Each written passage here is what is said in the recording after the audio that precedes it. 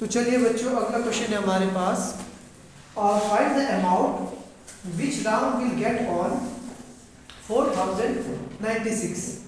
ध्यान से सुनना, find the amount which Ram will get on rupees 4096 if he gave it for 18 months at a 12 whole 1/2% per annum interest being compounded half yearly। मतलब same वही question है, बस थोड़ा सा इस क्वेश्चन में कंफ्यूजन है। क्या कंफ्यूजन है?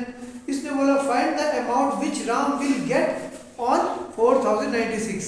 अब आप लोगों को पता होना चाहिए कि भाई ये जो हमें मतलब जो मिल रहा है ये अमाउंट है कि प्रिंसिपल है। समझ में आया ना? इसने बोला find the amount which Ram will get on, मतलब राम को कितने पैसे मिलेंगे किस पे? 4096 पे। मतलब जो भी हमारे पास कंपाउंड इंटरेस्ट लगता है या कोई भी इंटरेस्ट लगता है किस पे लगता है? प्रिंसिपल पे लगेगा ना। तो इसका मतलब हम लोगों को इसने क्या दिया है? प्रिंसिपल की वैल्यू दे रखी है। कितनी दी है? 4096 रुपीज। ये बोलता है कि राम ने क्या कर दिया, 4096 रुपए if he gave it for 18 month. उसने क्या किया? 18 महीने के लिए किसी को पैसे दे दिए। तो टाइम की वैल्यू कितनी बच्चों हमारे पास?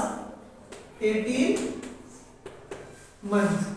मैंने बोला था कभी भी मंथ का क्वेश्चन आए तो सबसे पहला काम हम लोगों ने क्या करना, मंथ को किस में चेंज करना? ईयर में।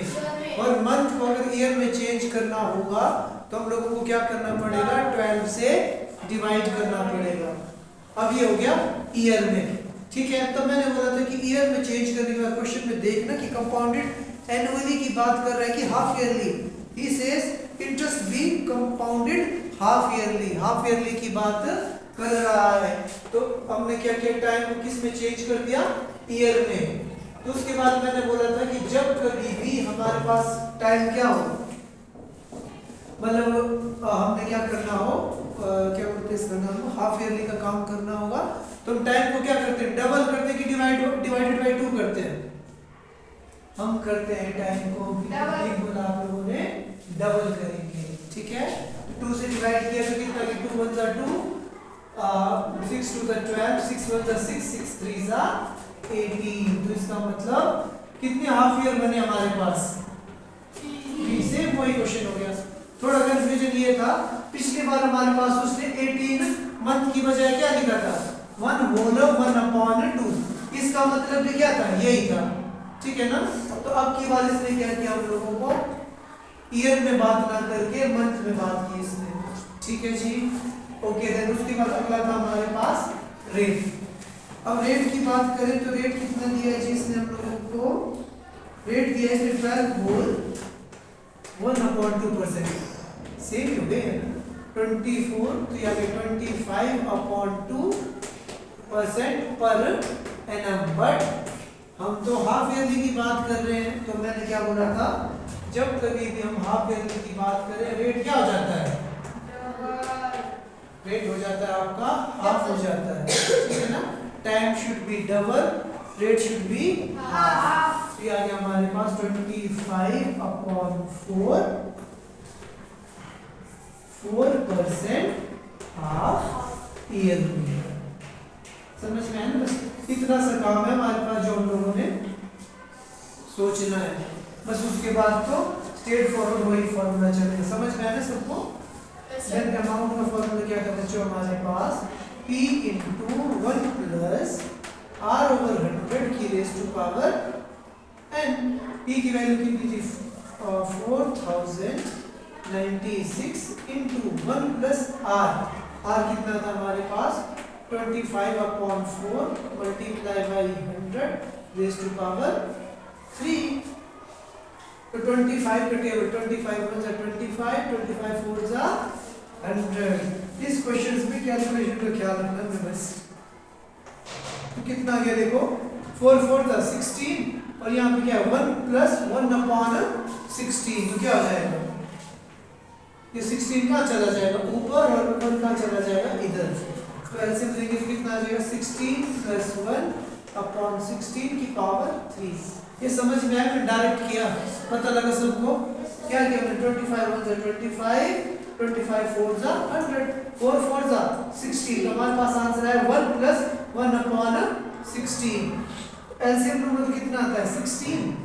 और हम क्या करेंगे क्रॉस मल्टीप्लाई। जब कभी भी डिनोमिनेटर में 1 और कोई दूसरा नंबर तो हम डायरेक्ट क्या करते हैं क्रॉस मल्टीप्लाई करके क्वेश्चन को कर लेते हैं।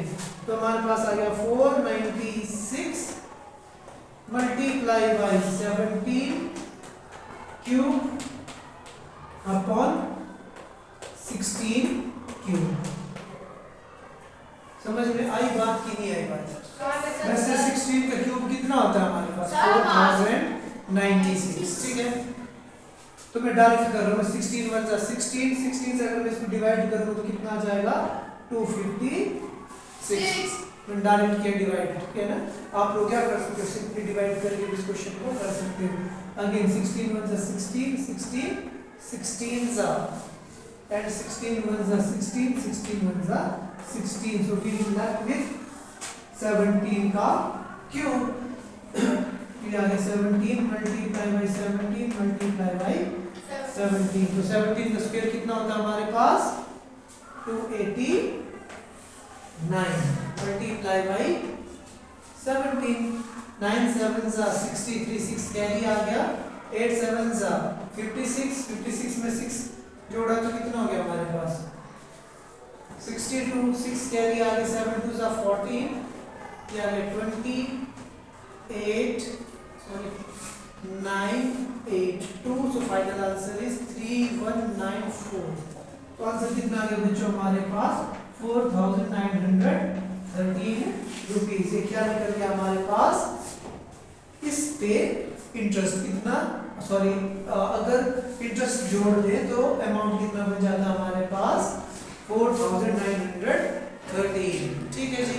तो क्वेश्चन इसमें हमें यही पूछा था कि भाई अगर राम जो है 4096 रुपीज को 18 मंथ के लिए 25.2% पर एनम पे, ठीक है ना, हाफ ईयरली पे क्या करता है पैसे बोरो करता है या किसी को दे देता है तो उसे कितना अमाउंट मिलेगा, मतलब ब्याज लगने के बाद कितना पैसे मिलेंगे। अगर वो इतना देता है किसी को तो 18 महीने के बाद अगर हाफ ईयरली पे कंपाउंड इंटरेस्ट कंपाउंड होता है तो उसको मिलेंगे 4930।